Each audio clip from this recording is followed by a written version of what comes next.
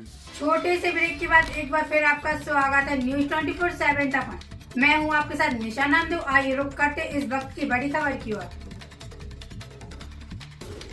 मध्य प्रदेश कांग्रेस अध्यक्ष जीतू पटवारी भोपाल में कांग्रेस प्रदेश अध्यक्ष का पदभार संभालने के पहले बाबा महाकाल के दरबार में पहुंचे, जहां उन्होंने चांदी के द्वारा बाबा महाकाल का पूजन दर्शन किया और मध्य प्रदेश की सुख समृद्धि के लिए कामना की। जीतू पटवारी ने चांदी द्वार से बाबा महाकाल को उनके माध्यम से एक लोटा जल भी अर्पित किया और उसके बाद यहीं से पूजन अर्चन कर आरती भी की। बाबा महाकाल का पूजन करने के बाद कांग्रेस प्रदेश अध्यक्ष जीतू पटवारी मीडिया से चर्चा करते हुए बोले, बाबा महाकाल की नगरी से गणना शुरू होती है। बाबा महाकाल का प्रताप पूरे विश्व पर है, पूरे ब्रह्मांड पर है। बहुत सौभाग्य का विषय है कि इस बार मुख्यमंत्री बाबा महाकाल की नगरी से हैं। भारतीय जनता पार्टी ने इस बार जनता के सामने जो अपनी बातें कही वो वचन कहे, मोदी की गारंटी दी। सबसे महत्वपूर्ण बहनों से शिवराज भैया ने कहा कि उन्हें चुनाव के बाद 3,000 रुपये प्रति माह खाते में डालेगा तुम्हारा भैया। 3,000 रुपये प्रति क्विंटल किसानों की गेहूं की फसल की डिमांड थी, जिस पर भाजपा सरकार ने इसे 2,700 रुपये प्रति क्विंटल खरीदने का वचन दिया था। बात थी 3,100 रुपये प्रति क्विंटल धान की और 450 में गैस सिलेंडर के साथ हर घर रोजगार की। पटवारी ने कहा कि बाबा भोलेनाथ की कृपा ऐसी होगी, सरकार यह सभी वादे पूरे करे, मुख्यमंत्री को सद्बुद्धि दे, इसका जल्द से जल्द ज्ञान मिले और भाजपा सरकार द्वारा किए गए सभी वादे जल्द से जल्द पूर्ण हो। हमारे सामने भारतीय जनता पार्टी का वह घोषणा पत्र है जिसमें मोदी की गारंटी दी गई है, जिसको लेकर हमें सरकार से आशा है कि वह अपने सारे वचन पूर्ण करेगी। कांग्रेस सरकार को विपक्ष की महत्वपूर्ण जिम्मेदारी मिली है। मेरे बहनों से अनुरोध है कि भले ही शिवराज 3,000 देने का वादा कर मुख्यमंत्री ना रहे हों, लेकिन आपका भैया जीतू पटवारी किसान का बेटा है जो हल चलाना भी जानता है और हल निकालना भी जानता है। जीतू पटवारी ने कहा कि मेरी मुख्यमंत्री से आशा है कि जब कैबिनेट की पहले बैठक करे तभी घोषणा पत्र में दिए गए सभी वचनों को पूर्ण करे, वरना पूरे मध्य प्रदेश में कांग्रेस पार्टी का कार्यकर्ता उन बहनों, किसानों और युवाओं के लिए सड़क पर आकर आंदोलन करेगा और मुख्यमंत्री से अनुरोध करेगा कि वह घोषणा पत्र में किए गए सभी वादों को पूरा करे। जनवरी में हम भोपाल से वादा निभाव की शुरुआत करेंगे, इसके बाद यह आंदोलन पूरे मध्य प्रदेश में किया जाएगा। महाकाल की नगरी से गणना चालू।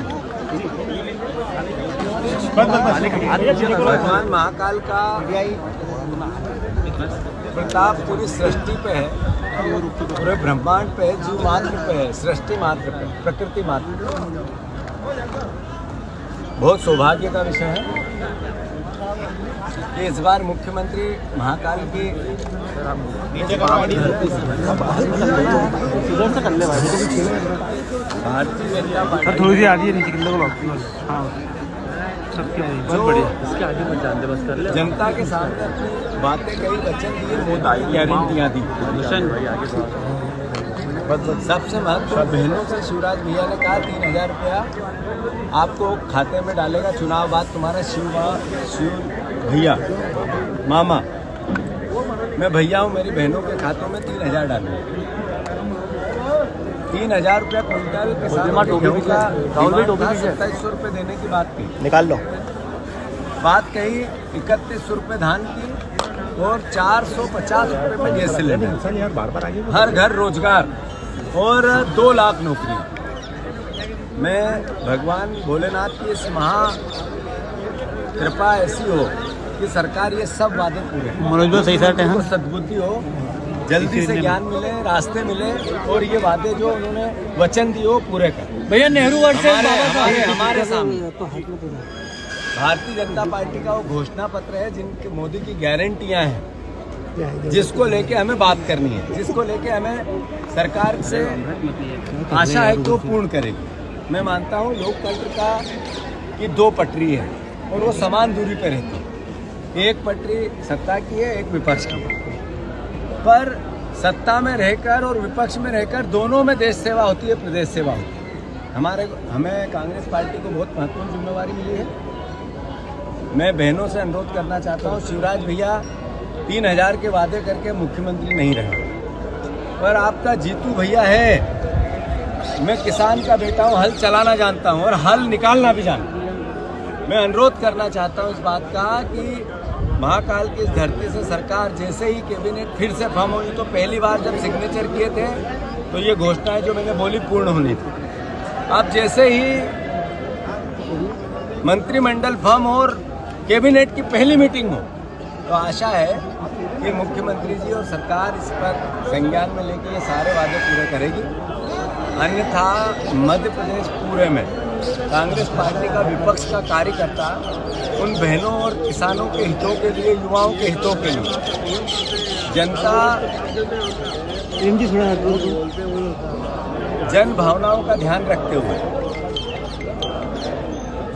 जनता के हितों की रक्षा करते हुए पूरे मध्य प्रदेश में ऐसी वादा निभाओ या जन भावनाओं के अनुरूप सड़क पर आकर सरकार को मजबूर करेगी इस बात को लेकर, और पूरे प्रदेश में जनसभाएं करेंगे। सबसे पहले हम भोपाल में करेंगे, जनवरी के 15 जनवरी के बाद ये वादा निभाओ, और फिर प्रदेश के पूरे मध्य प्रदेश के हर जिले में हो।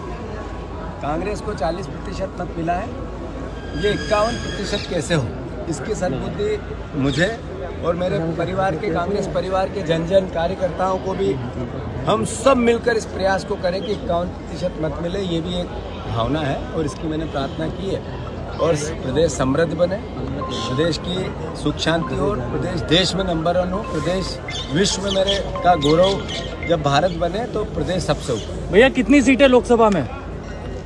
क्योंकि अभी मैं पदभार ग्रहण करने जा रहा हूँ, संभावना है ज़्यादा से ज़्यादा हमारी 29 की 29 सीट मिले, ये आशा है, पर क्या होगा, कैसे होगा, इसकी रणनीति बना के आपको। भैया नेहरू वर्सेस बाबा साहब चल रहा है अभी। अम्बेडकर जी की लगा दी। ऐसा है कि भारत की आज़ादी के नायक थे महात्मा गांधी, संविधान निर्माण के नायक थे बाबा साहब अम्बेडकर, और देश निर्माण के नायक थे पंडित जवाहरलाल नेहरू।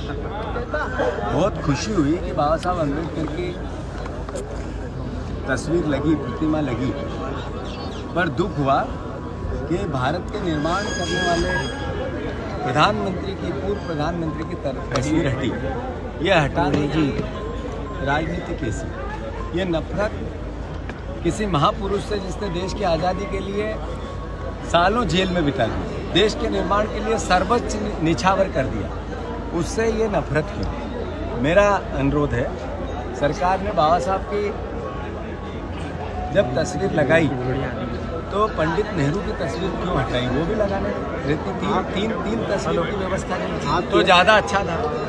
भारतीय जनता पार्टी ने चुनौती दी अटल बिहारी वाजपेयी के उस विचार को, जिन्होंने संसद में नेहरू जी की तस्वीर देख के कहा था तस्वीर कहाँ गई, और उन्होंने उस तस्वीर के लिए प्रयास किए और फिर से लगवाई। मतलब आज की बीजेपी पंडित अटल बिहारी वाजपेयी की बीजेपी नहीं है, उनके विचार की बीजेपी नहीं है। वो बीजेपी जो महापुरुषों में बंटवारा करना चाहती है, वो बीजेपी है। हम निंदा करते हैं कि पंडित जवाहरलाल नेहरू की तस्वीर को इन्होंने वहाँ से हटाया, और स्वागत भी करते हैं कि अम्बेडकर जी की तस्वीर को उन्होंने लगाया। मैं मानता हूँ भारतीय जनता पार्टी को महापुरुषों में भेद नहीं करना चाहिए और हटाने की राजनीति से बचना चाहिए।